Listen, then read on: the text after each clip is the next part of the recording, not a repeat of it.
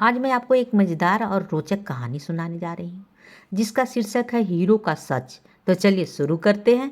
एक बार राजा कृष्णदेव राय दरबार में बैठे मंत्रियों के साथ विचार विमर्श कर रहे थे कि तभी एक व्यक्ति उनके सामने आकर कहने लगा, महाराज मेरे साथ न्याय करे, मेरे मालिक ने मुझे धोखा दिया है।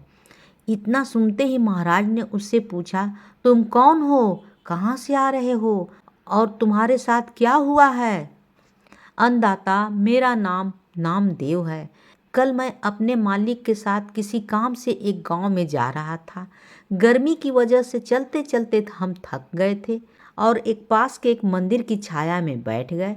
तभी मेरी नज़र एक लाल रंग की थैली पर पड़ी जो कि मंदिर के एक कोने में पड़ी हुई थी।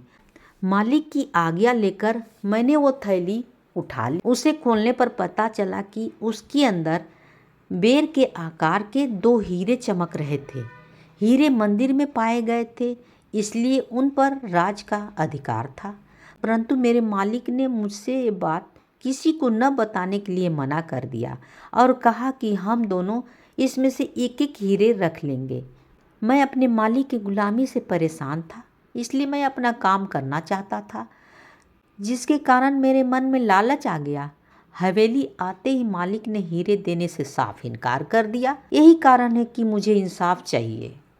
महाराज ने तुरंत कोतवाल को भेजकर नामदेव के मालिक को महल में पेश होने का आदेश दिया। नामदेव के मालिक को जल्द ही राजा के सामने लाया गया। राजा ने उससे हीरो के बारे में पूछा तो वह बोला, महाराज यह बात सच है कि मंदिर में हीरे मिले थे, लेकिन मैंने वो हीरे नामदेव को देकर उन्हें राजकोष में जमा करने के लिए कहा था। जब वह वापस लौटा तो मैंने उससे राजकोष की रसीद मांगी तो वह आनाकानी करने लगा। मैंने जब इसे धमकाया तो यह आपके पास आकर मनगढ़ंत कहानियाँ सुनाने लगा। अच्छा, तो यह बात है, महाराज ने कुछ सोचते हुए कहा। क्या तुम्हारे पास इस बात का कोई सबूत है कि तुम सच बोल रहे हो? अन्नदाता, अगर आपको मेरी बात पर यकीन नहीं हो रही हो तो आप मेरे दूसरे 3 नौकर से पूछ सकते हैं, वो उस वक्त वहीं थे। उसके बाद 3 नौकर को राजा के सामने लाया गया। तीनों ने नामदेव के खिलाफ गवाही दी। महाराज 3 नौकरों और मालिक को वहीं बिठाकर अपने विश्राम कक्ष में चले गए और सेनापति तेनालीराम महामंत्री को भी इस विषय में बात करने के लिए वहां बुलवाया। सेनापति तेनालीराम महामंत्री को भी इस विषय में बात करने के लिए वहां बुलवा लिया। उसके पहुंचने पर महाराज ने महामंत्री से पूछा, आपको क्या लगता है, क्या नामदेव झूठ बोल रहा है? जी महाराज, नामदेव ही झूठा है। उसके मन में लालच आ गया होगा और उससे हीरे अपने पास ही रख लिया होगा। सेनापति ने गवाहों को झूठा बताया। उसके हिसाब में नामदेव सच बोल रहा है। तेनालीराम चुपचाप खड़ा सब कुछ बातें सुन रहा था। तब महाराज ने उसकी ओर देखते हुए उसकी राय मांगी। तेनालीराम बोला, महाराज कौन झूठा है और कौन सच्चा, इस बात का अभी पता लग जाएगा, परंतु आप लोगों को कुछ समय के लिए पर्दे के पीछे छुपना होगा। महाराज इस बात से सहमत हो गए क्योंकि वो जल्दी से जल्दी इस मामले को सुलझाना चाहते थे, इसलिए पर्दे के पीछे जाकर छुप गए। महामंत्री और सेनापति मुंह सिकोड़ते हुए पर्दे के पीछे चले गए। अब विश्राम कक्ष में केवल तेनालीराम ही दिखाई दे रहा था। अब उसने सेवक से कहकर पहले गवाह को बुलाया। गवाह के आने पर तेनालीराम पूछा, क्या तुम्हारे मालिक ने तुम्हारे सामने नामदेव को हीरे दिए थे? जी हाँ। फिर तो तुम्हें हीरे का रंग और आकार के बारे में भी पता होगा।